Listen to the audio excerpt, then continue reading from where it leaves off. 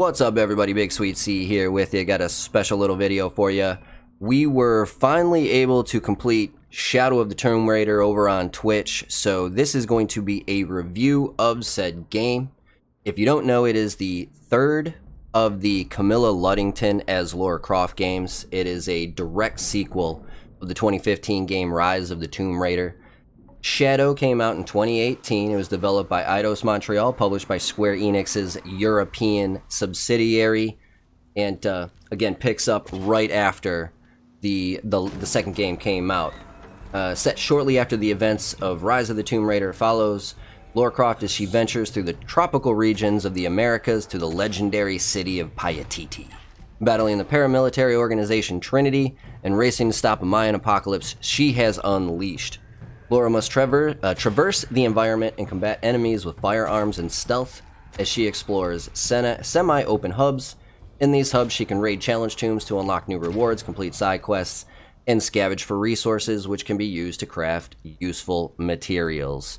So just like the previous two, you do have the upgrade system. You do have kind of the hunting system where you get different animals, skins and whatnot to make better and different armors and whatnot. Upgrade your weapons then that you get and all that stuff. It kind of continues that little pathway in the trilogy pretty well. Now there have been some significant upgrades to the gameplay. The first thing that I noticed was how much better this game played than the previous two. It's a lot more smooth. You get a lot better camera angles. The fighting, the action sequences are more intense, but yet easier. They're not quite as clunky, if that makes any sense. And then they did add a couple of different things that you can do now as well. So previously, if you were in the water, you only got so much time before Lara had to breathe again. Well, in this one, they've added air pockets to it, so you can kind of traverse the water a little bit more by getting into these air pockets and refilling your breath gauge. And then they've also added a rappel.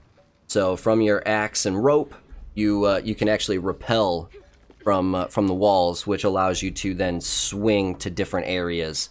You can shoot out and grab, which I can't remember if that was in the second one or if it was just the ability to rappel is the new one from this one. But that felt new to me as well, being able to like shoot your axe out and pull yourself to the next area. That felt new to me. Now you can kind of tell because of the name of it, Shadow as opposed to Rise. Rise, in my opinion, kind of gives you that Batman feel, right? Where he comes out and Rise of the Batman is like, hey, I'm here. I am now the big bad, inescapable punishment of crime. So that, Rise to me kind of seems like she becomes like this kind of powerful character. She's meant to be more in your face. Shadow to me kind of implies, and you can kind of see it through the gameplay, stealth seems to be much more important in this one than the previous two. They added a few features where you can put mud on yourself, and they have these like little walls of dirt essentially that you can hide in. You can pull people from the side and whatnot. But then you got the basic, you got your tombs and whatnot, the puzzles and everything. And the puzzles are fantastic. They were some of the better tombs that I remember in playing any of the Tomb Raider games. Now I only played the original one on PlayStation. I never played like Tomb Raider 2 or any of the sequels to the original Tomb Raider. This is actually the only series that I've played the entire series, and it was definitely worth it. It was definitely worth it. I think I picked it up for like $5, and it was a really, really fun time. If you happen to like the Assassin's Creed games, if you like, what is it, Thief, I think is what it was, or if you like Dishonored from Bethesda, you would probably like this game too. Now, this is a third person as opposed to where Dishonored is a first person view. But if you like Hitman, it's very Hitman-ish type games. I think you would enjoy this one as well. Best part about it is about a week ago they announced that they were giving Shadow of the Tomb Raider the old PS5 upgrade treatment.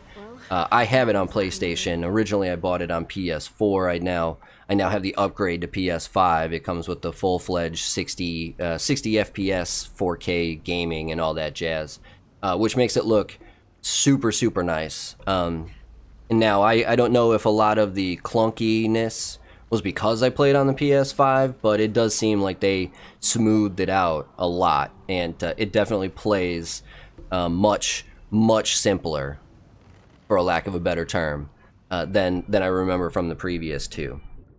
The one thing that I will say that I really, really liked about the story, because to be honest with you, I mean, it's just a continuation of the old story. It's good. It's worth finishing the story. But they made this one special. And in my opinion, I think this was a genius move on Eidos's part.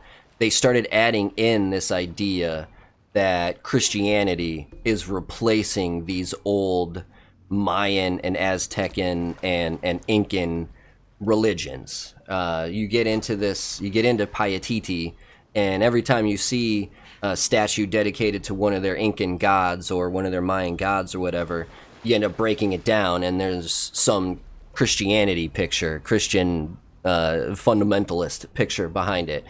And so, in a very subtle but yet brilliant way, they've actually taught you a little bit about Latin American culture, because that's exactly what happened, right?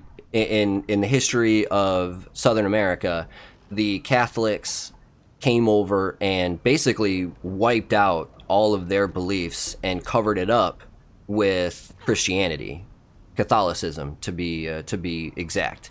And this game does a great job of these people trying to hide up the fact that they've already been kind of established, right? Somebody has already, these colonials have come in and found these places and set up shop, and like the whole idea of these people is they didn't want that, so they've covered it all up now that everybody's gone, only to find out that the people in charge are only covering it up because they're bought and paid for under the conspiracy of Trinity.